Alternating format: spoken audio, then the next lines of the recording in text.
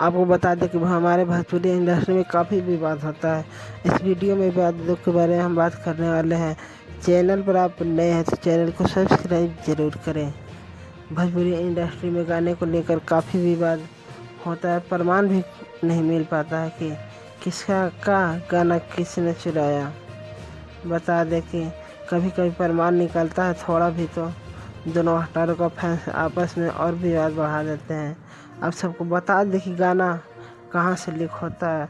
आपको बता दें कि जब शूटिंग होता है तो वहाँ पर डांसर की टीम सारे लोग होते हैं और दोनों एक्टरों में काम करते रहते हैं लोग।